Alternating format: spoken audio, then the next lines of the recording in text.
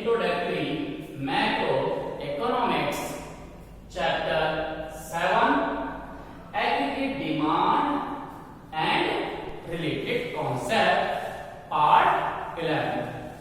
Now in this part we are discussing about these points. Number 1, autonomous investment. Number 2, induced investment. X and saving and X and investment, and X post saving and X post investment. Next point is voluntary unemployment, and last one is involuntary unemployment. Okay students, तो ये जो हमारे पास point है आज हम इनके study करेंगे और इनके बारे में पढ़ेंगे. तो सबसे पहले आपके पास आता है ऑटोनोमस इन्वेस्टमेंट. लेकिन इससे पहले हमने जैसे लास्ट टाइम के पीछे भी बताया था कि व्हाट इज द इन्वेस्टमेंट. तो इन्वेस्टमेंट क्या है? इन्वेस्टमेंट का मतलब वो सारा एक्सपेंडिचर जिससे क्या होता है, अर्निंग होती है. क्या होगा कि all the expenditure by the producer which provide the producer income. Okay, तो इनकम जो जनरेट करता है उसे हम इन्वेस्टमेंट कह सकते हैं, या हम ये कह सकते हैं कि change in capital stock. Change in capital stock को भी हम क्या बोलते हैं? इन्वेस्टमेंट हमारे पास रहता है. जैसे कि अगर हम बात करें एक ईयर के अंदर के, अभी मान लीजिए इस साल हमारे पास 10 फैक्ट्री थी, अब हमारे पास क्या हो जाए, पूरे साल के बाद हमारे पास कितनी फैक्ट्री हो जाए? 15 फैक्ट्रीज हो जाए. यानी अभी तक इस साल तक हमारे पास क्या थी? शुरू में आपके पास 10 फैक्ट्री थी, अब हमारे पास लास्ट तक इसके 15 हो गई. तो चेंज कितना हुआ? 5 फैक्ट्री. तो ये 5 फैक्ट्री हमारे पास क्या हो गई? इन्वेस्टमेंट हो गया. ओके, इससे इनकम जनरेट हो जाती है. तो यहाँ पर हमारे पास क्या है? Autonomous investment. ये ऑटोनोमस इन्वेस्टमेंट क्या है? तो ऑटोनोमस इन्वेस्टमेंट को आप ऐसे समझ लीजिए कि the investment which is required for the zero level of production. मतलब वो इन्वेस्टमेंट जो कि क्या हो, प्रोडक्शन के लेवल तक, यानी अभी हमारा लेवल यानी प्रोडक्शन हुआ नहीं है, जीरो लेवल तक जो हमारे पास जितना भी एक्सपेंडिचर होता है या इन्वेस्टमेंट होता है वो हमारे पास क्या होगा? ऑटोनोमस इन्वेस्टमेंट होगा. हम इसे एक डायग्राम से समझ सकते हैं. जैसे आपके पास क्या होता है कि आपने क्या किया कि ये आपके x और y का हमने यहां दिखा दिया कि ये देखिए ये आपके पास क्या है, ये आपके पास x है और ये आपके पास क्या है, ये y है. तो यहां पर ये इन्वेस्टमेंट हो जाएगा. ओके, अब यहां पर क्या हो जाएगा कि जो हमारे पास है किस तरह से होगा, ये आपके पास देखिए, ये आपके पास एक लाइन हम डिफाइन कर देते हैं कि ये जो लाइन है हमारे पास, ओके, ये लाइन इस तरह की जो लाइन हमारे पास आती है, ये जो इन्वेस्टमेंट है ये हमारे पास क्या है? ऑटोनोमस इन्वेस्टमेंट कहलाता है. ओके, तो जितना भी हमारे पास क्या होगा कि अगर ये लाइन हमारे पास क्या है कि अगर ये बिल्कुल क्या है, हॉरिजॉन्टल है एक्स एक्सिस के, तो यहां पर ये जो हमारे पास होगा इसे आपने कहा इन्वेस्टमेंट. तो ये आपके पास क्या है? इन्वेस्टमेंट. अगर हम इस तरह के बात देखें, ये इन्वेस्टमेंट है आपके पास. ओके, तो ये जितना भी हमारे पास यहाँ पर जो हम खर्च कर रहे हैं, इतना जो आपके पास, या आप ये समझ लीजिए कि जितना भी आपके पास प्रोडक्शन है आपके पास, या मान लो कि आपके पास प्रोडक्शन है, या आपके पास क्या है, या आपके पास प्रोडक्शन. अगर इस प्रोडक्शन के लिए जो आपके पास इन्वेस्टमेंट है इसकी कोई भी चेंजेस नहीं होंगी, ये इंडिपेंडेंट है. चाहे आपका जीरो लेवल हो, चाहे आपके पास 10 हो, आपके पास 20 हो, या आपके पास कितनी भी आपके पास यहाँ प्रोडक्शन हो, अगर उस पर ये जो इन्वेस्टमेंट है चेंज नहीं होगा. यानी इनॉर्गेशन तक, यानी यहाँ तक जीरो लेवल ऑफ प्रोडक्शन तक जितना भी आपके पास ये है, ये आपके पास मान लीजिए ये पी है, तो ओपी जो है हमारे पास, ये इन्वेस्टमेंट हमारे पास ऑटोनोमस रहेगा. ये यहाँ पर भी देखिए सेम होगा, यहाँ पर भी आपके पास सेम होगा. किसी भी लेवल पर आप देखें तो ये आपके पास क्या होता है? सेम होता है. तो इसमें चेंज नहीं होता है. ये क्या है? इंडिपेंडेंट. ये ऑटोनोमस कहलाता है और इस पर किसी भी चीज का इफेक्ट नहीं होता, प्रोडक्शन का इफेक्ट इस पर नहीं होता. तो ये ऑटोनोमस इन्वेस्टमेंट आपके पास रहेगा. ओके, अब ये आपके पास पॉइंट हो गया ऑटोनोमस इन्वेस्टमेंट. अब दूसरा पॉइंट हमारे पास आता है जिसे हम बोलते हैं इंड्यूस्ड इन्वेस्टमेंट. अब इंड्यूस्ड इन्वेस्टमेंट क्या है? तो इंड्यूस्ड इन्वेस्टमेंट के लिए आप समझ सकते हैं कि ये हमारे पास क्या है कि इंड्यूस्ड इन्वेस्टमेंट का मतलब है कि ये किसी ना किसी से अफेक्टेड होता है, ये प्रोडक्शन से अफेक्टेड होगा। कैसे कि अगर हमारे पास क्या इनकम जनरेट होती है तो हम क्या करते हैं, ज्यादा इन्वेस्टमेंट करते हैं। क्यों? क्योंकि हमें प्रॉफिट ज्यादा होता है।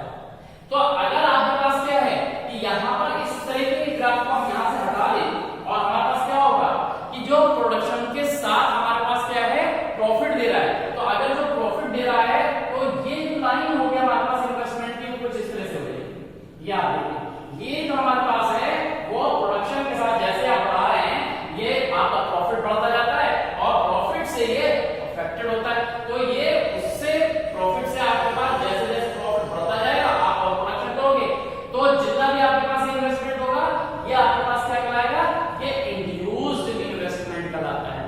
तो हम इसे बोलते हैं इंड्यूस्ड, जो प्रॉफिट मोटिव हो जाता है और जो प्रॉफिट मोटिव नहीं हो जाता है वो लॉस होता है। इन दोनों में डिफरेंस हो जाता है। ओके, ये आपको समझ में आ गया। अब नेक्स्ट हमारे पास क्या आता है, ये पॉइंट है हमारे पास X and saving and X and investment. ये आपके पास क्या है। अब आप देखिए कि जो हमारे पास एक अकाउंटिंग ईयर है पूरा, हम जिसको ये बोलते हैं फाइनेंशियल ईयर है हमारे पास। अब फाइनेंशियल में क्या होता है कि कोई भी प्रोड्यूसर हो सकता है तो वो क्या सोचता है कि वो पूरे साल में कितना जो अर्निंग है, कितना अमाउंट है वो बचाएगा। यानी टोटल जो हमारे पास सेविंग है ड्यूरिंग द अकाउंटिंग ईयर, यानी प्लान सेविंग, कि जो व्यक्ति ने पहले से प्लान कर रखा है कि मुझे इस साल क्या करना है, 10 लाख रुपए बचाने हैं। तो 10 लाख रुपए जो है वो क्या है, ये एक्स एंड सेविंग है, यानी plan saving during the accounting year. इसी तरह से हमारे पास क्या है, एक्स एंड इन्वेस्टमेंट है।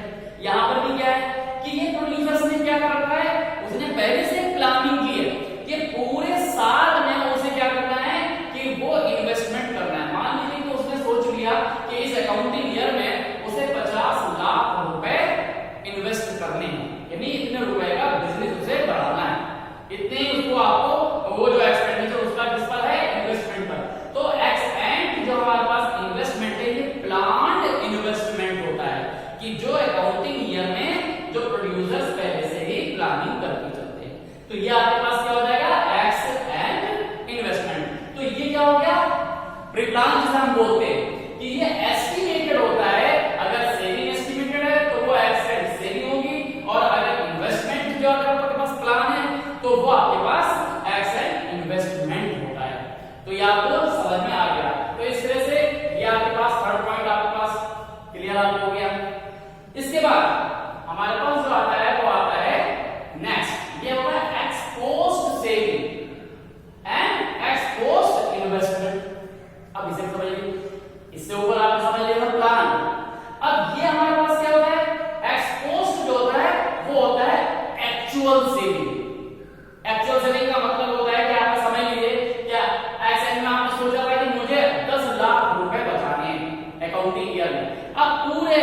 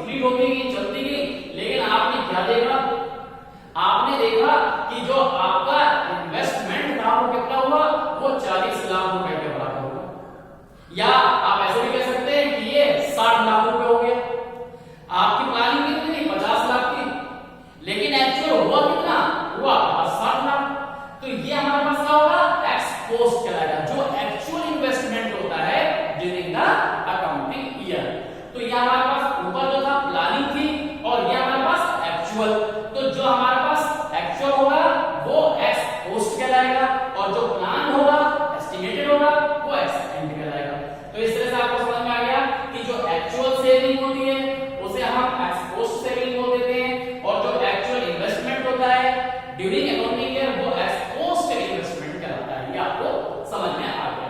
अब इसके बाद आता है एक जो एम्प्लॉयमेंट पे हम कहते हैं कि एक कॉन्सेप्ट होता है फुल एम्प्लॉयमेंट। फुल एम्प्लॉयमेंट का मतलब होता है कि जहां पर मतलब कंट्री में इकोनॉमी में कोई भी व्यक्ति क्या हो अनएम्प्लॉयड ना रहे, जो फुल एम्प्लॉयमेंट होता है यानी कि जीरो अनएम्प्लॉयमेंट को बोल देते हैं। उसी में आपके पास जो कंडीशंस आती है वो आती है वॉलंटरी अनएम्प्लॉयमेंट और इनवॉलंटरी अनएम्प्लॉयमेंट। देखिए वॉलंटरी का मतलब क्या होता है कि जो आपके थ्रू कंट्रोल हो सके, वॉलंटरी कहलाता है। जैसे कि आप क्या कर सकते हैं, आपने पहले भी पढ़ रखा है, आपके पास जो पुराने आपने जो लास्ट जो आपने टॉपिक पढ़े हैं, आपने साइंस में पढ़े होंगे कि मसल्स दो तरह की होती है, वॉलंटरी होती है और एक इनवॉलंटरी होती है। तो उसमें आपने देखा होगा कि वॉलंटरी मसल वो हो जाती है कि जिनके ऊपर कंट्रोल होता है, जिनपे आप अपने आप एक्टिविटी कर सकते हो, जैसे कि हाथ पैर का हिलाना होता है, वो वॉलंटरी मसल में आता है। ओके, और जिनपे कंट्रोल नहीं होता आपका, वो आपके पास इनवॉलंटरी में चला जाता है। जैसे कि आपके इंटरनल ऑर्गन्स होते हैं, चाहे वो हार्ट हो, लंग्स हो, कोई भी हो। वैसे हम इकोनॉमिक्स में बोल देते हैं वॉलंटरी अनएम्प्लॉयमेंट। वॉलंटरी का मतलब होता है कि ये जो है आपके अंडर कंट्रोल है। इसका मतलब ये कौन सी सिचुएशन है, it is a situation where a person refuse the employment on जो एग्जिस्टिंग जो हमारे पास बेस रेट है, जो गिविंग बेस रेट है, अगर वो आपके पास मिल रही है लेकिन फिर भी आप उसे रिफ्यूज कर रहे हो, तो वो आपके पास वॉलंटरी होता है। मान लीजिए कि एक पर्सन है, अभी एक एग्जांपल ले लेते, एक डॉक्टर है, एक जॉब अपॉर्चुनिटी उसके पास है, उसे जॉब मिल रहा है, लेकिन जो वेज रेट की उसकी सैलरी है, मान लीजिए कि वो ऑफर होता है कि उसे वो 30,000 रुपए मंथली उसको मिलेंगे, लेकिन वो डॉक्टर क्या है, वो अपने आप को कंपेयर करता है तो वो सोचता है कि मुझे कम से कम 70,000 रुपए मिलने चाहिए, 70,000 मिलने चाहिए पर मंथ, और ये तो बहुत कम है। तो वो क्या करेगा कि वो उसे रिफ्यूज कर देता है। तो अगर वो रिफ्यूज कर देता है तो इसका मतलब है रिमेन अनएम्प्लॉयमेंट, यानी अपनी मर्जी से उसने जॉब को नहीं लिया। तो ऐसी कंडीशन को हम बोल देते हैं वॉलंटरी अनएम्प्लॉयमेंट। तो जो क्या था उसके कंट्रोल में था, चाहता तो वो कर सकता था, लेकिन वो नहीं कर पाया। तो ऐसी जो हमारे पास कंडीशन है वो आपके पास वॉलंटरी अनएम्प्लॉयमेंट में काउंट की जाती है। ओके, अब जो दूसरी है वो आपके पास क्या है, इनवॉलंटरी। अब इनवॉलंटरी में आपके पास क्या है, ये भी आप समझिए कि इनवॉलंटरी आपके पास क्या है। इनवॉलंटरी का मतलब है कि एक पर्सन जो है वो क्या कर रहा है, उसे डिजायर, उसकी मतलब इच्छा भी है, उसकी नीड भी है कि वो क्या कर रहा है कि जॉब करने की कोशिश कर रहा है, वो जॉब को चाह रहा है एट एनी जो बेस रेट है उसके ऊपर, जो भी बेस रेट है वो उसके ऊपर जॉब करना चाहता है। ओके, मान लीजिए उसकी कंडीशन कैसे दी हो, वो डॉक्टर है और वो ये चाहता है कि उसे जॉब मिले।